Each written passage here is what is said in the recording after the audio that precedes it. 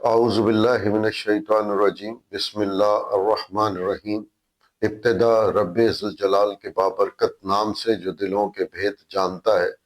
ناظرین گرامی، السلام علیکم، میں ہوں ارشد قریشی، اور آج کراچی کا ایک ہولناک حادثہ جو گزشتہ دنوں ہوا اس پر بات کریں گے۔ گل پلازہ کا سانحہ، کیا ہم مزید لاشوں کا انتظار کر رہے ہیں؟ اس حوالے سے گفتگو کا آغاز کرتے ہیں۔ کراچی کے قلب میں واقع گل پلازہ میں لگنے والی ہولناک آگ اور اس کے نتیجے میں عمارت کا ایک حصے کا منہدم ہو جانا محض ایک حادثہ نہیں، بلکہ ہماری ناقص حفاظتی نظام، مجرمانہ غفلت اور حکومتی بے حسی کا کھلا ثبوت ہے۔ ابتدائی اطلاع کے مطابق اب تک جو اطلاعات ہیں، 14 سے 15 قیمتی جانیں ضائع ہو گئی ہیں، جبکہ اربوں روپے کا تجارتی نقصان ہوا ہے۔ ایک تاجر تنظیم کے مطابق 3 ارب روپے سے زیادہ کا نقصان ہوا ہے۔ سوال یہ ہے کہ کیا یہ سب ناگزیر تھا؟ جواب ہے نہیں۔ دنیا بھر میں بڑے تجارتی مراکز، پلازا، مالز، ہوٹلز، بلند عمارتیں اس لیے محفوظ سمجھی جاتی ہیں کیونکہ وہاں خود کار سیفٹی سسٹم نصب ہوتے ہیں جو انسانی مدد یا سرکاری مشینری کے پہنچنے سے پہلے ہی اور ان کا انتظار کیے بغیر حرکت میں آ جاتے ہیں۔ بدقسمتی سے پاکستان، خصوصاً کراچی جو پاکستان کا معاشی ہب ہے، یہ نظام یا تو موجود ہی نہیں یا صرف فائلوں اور نقشوں تک محدود ہے۔ آگ لگنے کے بعد نہیں، آگ لگتے ہی نظام حرکت میں آنا چاہیے۔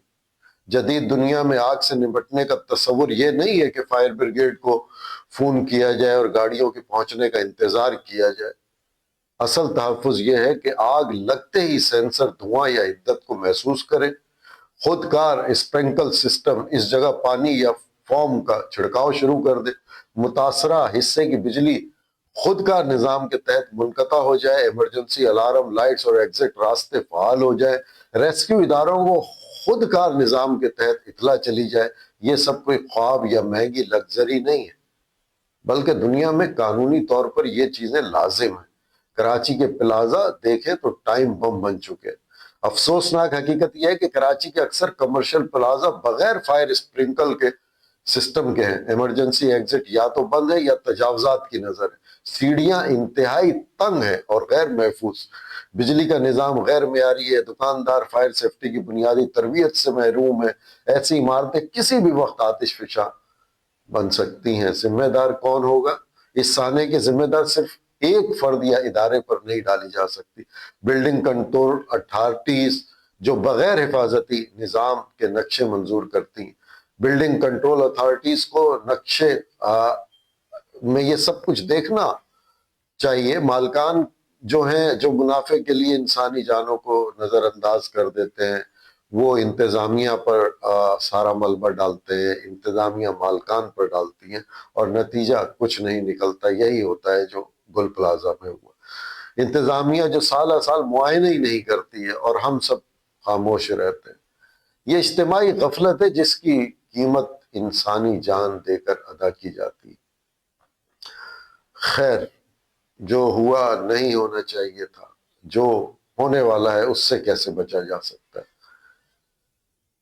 مزید تعزیت، بیانات اور انکوائریاں کافی نہیں ہے۔ فوری طور پر کمرشل پلازا میں خودکار فائر اسپرنکل سسٹم لازمی قرار دیے جائیں، پرانی عمارتوں کو مخصوص مدت میں اپ گریڈ کرایا جائے، سالانہ فائر سیفٹی سرٹیفکیٹ کے بغیر پلازا سیل کر دیے جائیں، فائر ڈل اور دکانداروں کی تربیت لازم ہو، خلاف ورزی پر بھاری جرمانے اور فوجداری مقدمات کی کارروائی ہو۔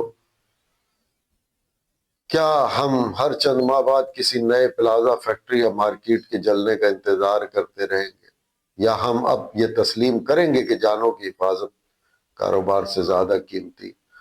گل پلازہ کے ملبے تلے صرف انسان نہیں دبے، ہمارا ضمیر بھی دفن ہو گیا ہے۔ اگر اب بھی ہم نہ جاگے تو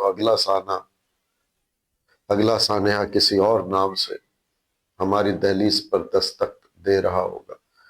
ہمیں ابھی سے اقدامات کرنے ہوں گے، لیکن یہاں ایک چیز بہت اہم ہے، نظام کتنا ہی بڑا اور کتنی جدید ٹیکنالوجی لے آئی جائے، لیکن اس میں شفافیت کا عنصر سب سے اہم ہے۔ انہی الفاظ کے ساتھ میں اجازت چاہوں گا۔ فی امان اللہ۔